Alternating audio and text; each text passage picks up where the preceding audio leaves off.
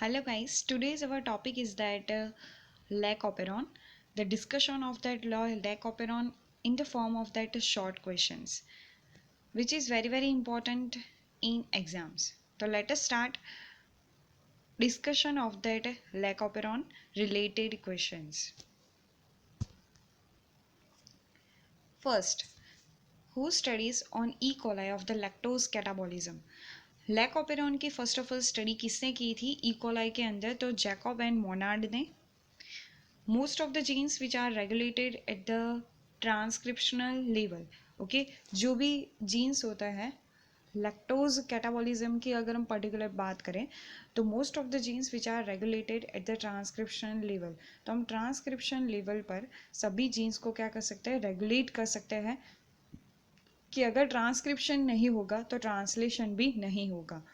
Okay, which are the genes which are regulated to the regulated and associated with the lac operon? The three genes which are correspondingly regulated the lac operon. First one is the beta galactosidase, second one is that galactose and the third one is that thiogalactosidase transacetylase. Okay, इन तीनों का functions बहुत ही ज़्यादा different है. तो galactose परमीज जो है वो क्या करता है? Galactose permease which is permits the lactose into the cell. Okay, cell के अंदर उसे आने में मदद करता है लैक्टोज को. Then after one beta galactosidase क्या करेगा? लैक्टोज अंदर तो आ गया, लैक्टोज इज अ डाइसैकेराइड तो उसे ब्रेक करना पड़ेगा. तो लैक्टोज को ग्लूकोज प्लस गैलेक्टोज में कन्वर्ट करता है beta galactosidase. Okay, and then after one which is also a conformational change of that lactose to form the allolactose. Okay, and this allolactose is a very important compound for that of a inducer. और जो trans acetylase enzyme है उसका अभी कोई functions जो है वो particular तय नहीं हुआ है कि लैक ओपेरॉन के अंदर इसका ये फंक्शन है. The next question is that lac Z, lac Y and lac A are known as the structural genes. Okay, and they are located in the linear sequence of the E. coli chromosomes. E. coli का जो chromosomes है उसके अंदर एक linear sequence में ये तीनों genes जो है वो पाए जाते हैं. Lactose does not diffuse easily by the E. coli cells membrane. It must be transported cell by the enzyme of that permease. Okay, lactose जो है वो डाइसैकेराइड है. जो भी मोनोसैकेराइड होंगे वो तो प्लाज्मा मेम्ब्रेन के थ्रू डिफ्यूजन के थ्रू वो ट्रांसपोर्ट हो जाएंगे. लेकिन जब हम लैक्टोज की बात करें तो लैक्टोज इजीली ट्रांसपोर्ट नहीं हो सकता, इसीलिए उसे कुछ ट्रांसपोर्टर प्रोटीन्स चाहिए. तो वो ट्रांसपोर्ट प्रोटीन कौन होता है ई कोलाई के अंदर? परमीज.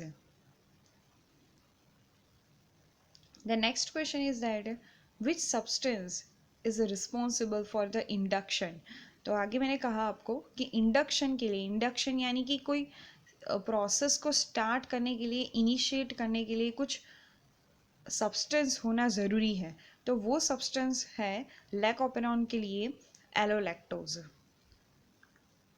Because the allolactose which is binding to that inhibitor site and which creates a conformational change into the inhibitor, so that inhibitor cannot bind to that operator site. Okay, and operator site is open and it is not block the promoter site also, so that promoter site is obviously open, so RNA polymerase can bind and can be transcribed 3 structural genes into the mRNA. So यहाँ पर induction कौन रहेगा? Allolactose. Lac operon is the example of that negative inducible operon. ये question बहुत ही ज़्यादा exams के अंदर आता है कि लैक ओपेरॉन किसका एग्जाम्पल है. तो लैक ओपेरॉन जो है वो नेगेटिव इंड्यूसिबल ओपेरॉन जिसे कहा जाता है. क्यों उसे नेगेटिव इंड्यूसिबल ओपेरॉन कहा जाता है? क्योंकि नेगेटिव यानी कि द प्रेजेंस ऑफ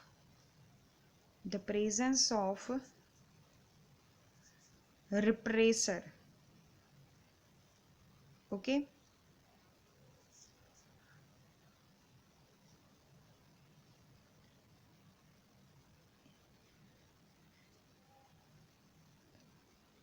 रिप्रेसर की प्रेजेंस में उसे नेगेटिव कहा जाएगा, और इंड्यूसिबल यानी कि ये हमेशा ऑफ रहता है, ऑफ होता है, उसे ऑन करना पड़ेगा जब लैक्टोज जो है बाहर के मीडिया में है।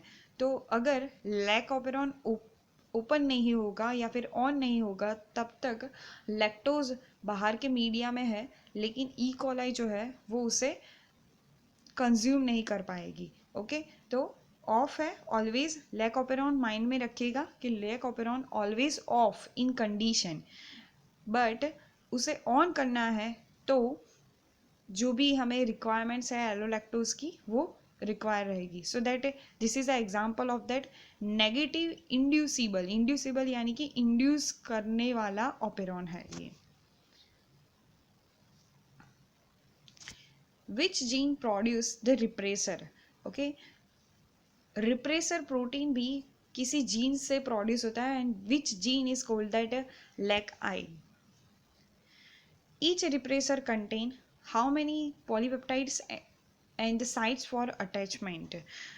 तो रिप्रेसर को आप याद करो लैक ऑपेरॉन के अंदर कि 4 सब यूनिट्स होता है। ओके, तो ये 4 पॉलीपेप्टाइड्स यूनिट्स होते हैं which having the 2 binding site. उसके पास क्या होता है, 2 बाइंडिंग साइट होती है। 1 binding site for the attachment of that allolactose, okay, and the second binding site for the DNA.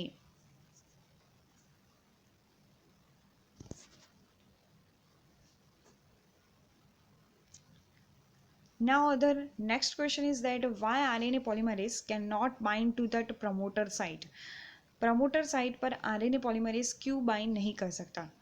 क्योंकि RNA polymerase which is can't bind to the promoter site because in the presence of the repressors and absence of a lactose repressor bind to the operator site, okay, in the presence of repressor। presence किसकी है, repressor की, absence किसकी है, lactose की। तो lactose के absence में repressor क्या करता है, repressor जो है वो operator site पर bind होगा। तो ऑपरेटर की साइट और प्रमोटर की साइट, दो साइट जो है वो एकदम बहुत ही ज़्यादा क्लोज है, और एक दूसरे में ज़्यादातर वो क्या कर रही है, ओवरलैपिंग कर रही है, उसकी सीक्वेंसेस जो है वो ओवरलैप हो रही है। तो मान लीजिए कि जैसे ही रिप्रेसर ऑपरेटर पर बाइंड होगा, मान लीजिए कि रेड कलर का जो है वो रिप्रेसर है, तो जैसे ही वो ऑपरेटर पर बाइंड होगा कुछ सीक्वेंसेस जो है प्रमोटर की वो भी ये ब्लॉक कर देता है। So RNA polymerase can not bind to the promoter site.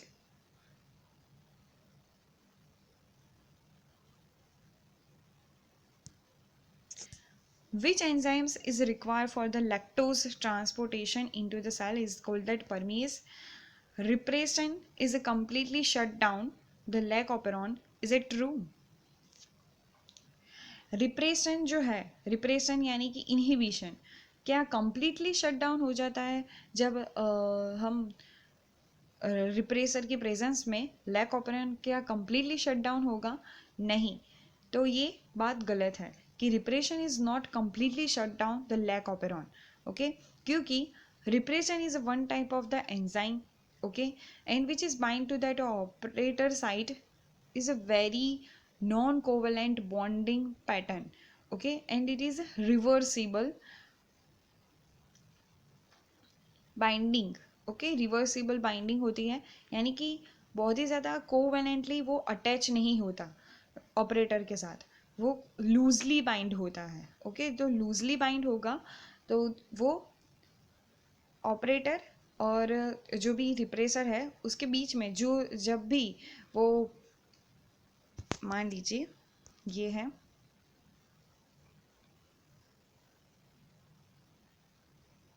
this one is that operator side, this one is the promoter side, okay, और यहाँ पर हमारे लेक Z, Y और E जीन है। तो यहाँ पर हम पर्पल कलर से दिखाते हैं कि जैसे ही रिप्रेशन, मान लीजिए कि ये रिप्रेसर मॉलिक्यूल है, तो ये रिप्रेसर मॉलिक्यूल ऐसे करके ऑपरेटर से बाइंड होता है, लेकिन जैसे ही वो थोड़ा दूर जाएगा आरएनए पॉलीमरेज यहाँ पर आकर थोड़ा बहुत क्या बना देगा, बीटा गैलेक्टोसिडेज बना देगा, या फिर परमीज जो है वो बाहर से लैक्टोज को ले आएगा। ओके, और ये लैक्टोज जो है अंदर की ओर जाकर बीटा गैलेक्टोसिडेज को क्या करेगा, सिंथेसाइज करने में उसे इंड्यूस करेगा। ओके, तो थोड़ा बहुत लैक्टोज जो है ना वो परमीज के थ्रू साइटोसॉल के अंदर चला जाता है। सो ये कंप्लीटली शट डाउन नहीं हो जाता रिप्रेसर की प्रेजेंस में। ये बहुत ही इंपॉर्टेंट क्वेश्चन है। Then after one, define the word of the operon. हम कब की बात कर रहे हैं कि लैक ऑपेरॉन, ट्रिप्टोफान ऑपेरॉन, ये 2 ऑपेरॉन मॉडल होते हैं इकोलाई के अंदर। तो उसमें ऑपेरॉन को ऑपेरॉन ही क्यों कहा, तो operon is the group of a closely linked structural genes, or striston is associated with the control genes which regulates the metabolic pathway. Okay, तो यहाँ पर क्या होता है, ऑपेरॉन क्या है, is a group of closely linked structural genes, और cistron, तो एक सिस्ट्रॉन और एक क्लोजली लिंक्ड स्ट्रक्चरल जीन्स का एक ग्रुप होता है ऑपेरॉन के अंदर, which is associated with control genes. उसके अंदर क्या होता है, वो control genes associated with the control genes and the regulate the metabolic pathway. तो ये ZYA जो स्ट्रक्चरल जीन्स है, ओके, उनको एक पर्टिकुलर एक प्रोटीन उसे रेगुलेट कर रहा है उस मेटाबॉलिक पाथवे को, तो this is called that operon. तो सिंपली हमें ये याद रखना है कि operon is a nothing, it is a group of closely linked structural genes which is associated to the control genes and which regulate the metabolic pathway. What is called the structural genes? The structural genes जो है, which genes, it is made up of the segment of the DNA and which encode the protein synthesis. The next question is that what is the function of the control genes? Control genes का function क्या होता है, तो control genes which controls the activity of the structural genes either by the induction or repressions. Okay, कि structural genes का वो induction यानी कि उसका एक्टिवेशन भी करवाते हैं और रिप्रेशन यानी कि उसको इनएक्टिवेट भी करते हैं।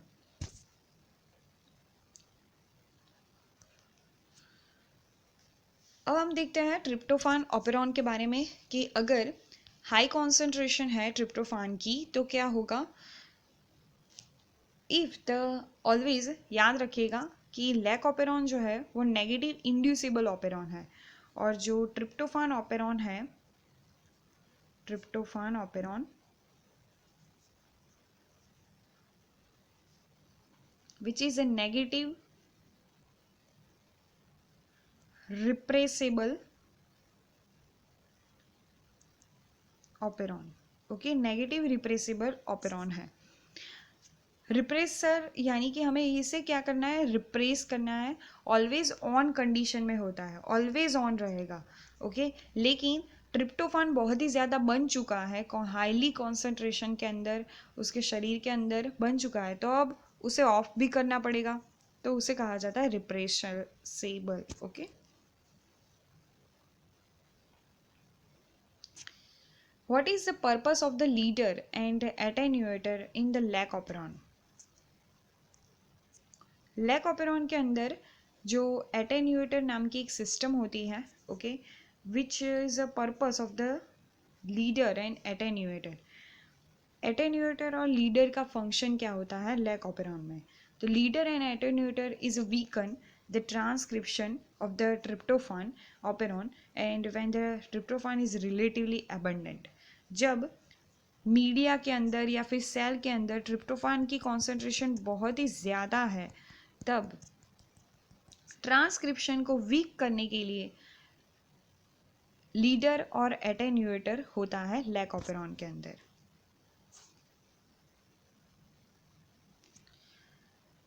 When the tryptophan is scarce, जब हम ट्रिप्टोफान की बात करें कि ट्रिप्टोफान बहुत ही कम मात्रा में है सेल के अंदर, तो क्या होगा, ट्रिप्टोफान मस्ट बी एक्टिवेटेड, तो उसे एक्टिवेट करना पड़ेगा।